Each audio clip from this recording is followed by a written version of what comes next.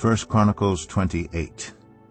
David summoned all the officials of Israel to assemble at Jerusalem, the officers over the tribes, the commanders of the divisions in the service of the king, the commanders of thousands and commanders of hundreds, and the officials in charge of all the property and livestock belonging to the king and his sons, together with the palace officials, the warriors, and all the brave fighting men.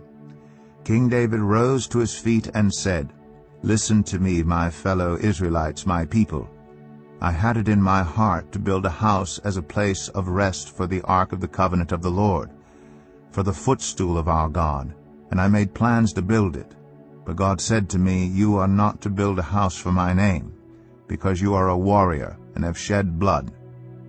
Yet the Lord, the God of Israel, chose me from my whole family to be king over Israel forever. He chose Judah as leader, and from the tribe of Judah he chose my family, and from my father's sons he was pleased to make me king over all Israel. Of all my sons, and the Lord has given me many, he has chosen my son Solomon to sit on the throne of the kingdom of the Lord over Israel. He said to me, Solomon your son is the one who will build my house and my courts. For I have chosen him to be my son, and I will be his father. I will establish his kingdom forever if he is unswerving in carrying out my commands and laws, as is being done at this time. So now I charge you in the sight of all Israel, and of the assembly of the Lord, and in the hearing of our God, be careful to follow all the commands of the Lord your God, that you may possess this good land and pass it on as an inheritance to your descendants forever. And you, my son Solomon, acknowledge the God of your father, and serve him with whole-hearted devotion and with a willing mind. For the Lord searches every heart and understands every desire and every thought. If you seek him, he will be found by you. But if you forsake him, he will reject you forever. Consider now, for the Lord has chosen you to build a house as the sanctuary. Be strong and do the work." Then David gave his son Solomon the plans for the portico of the temple, its buildings, its storerooms, its upper parts, its inner rooms, and the place of atonement.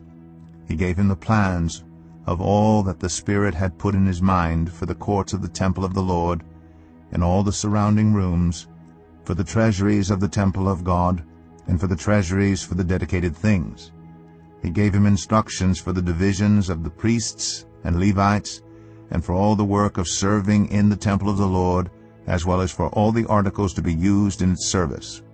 He designated the weight of gold for all the gold articles to be used in various kinds of service, and the weight of silver for all the silver articles to be used in various kinds of service. The weight of gold for the gold lampstands and their lamps, with the weight for each lampstand and its lamps, and the weight of silver for each silver lampstand and its lamps, according to the use of each lampstand, the weight of gold for each table for consecrated bread, the weight of silver for the silver tables, the weight of pure gold for the forks, sprinkling bowls, and pitchers, the weight of gold for each gold dish, the weight of silver for each silver dish, and the weight of the refined gold for the altar of incense. He also gave him the plan for the chariot, that is, the cherubim of gold that spread their wings and overshadowed the ark of the covenant of the Lord. All this, David said, I have in writing as a result of the Lord's hand on me. And he enabled me to understand all the details of the plan. David also said to Solomon his son, Be strong and courageous, and do the work. Do not be afraid or discouraged, for the Lord God my God is with you. He will not fail you or forsake you until all the work for the service of the temple of the Lord is finished.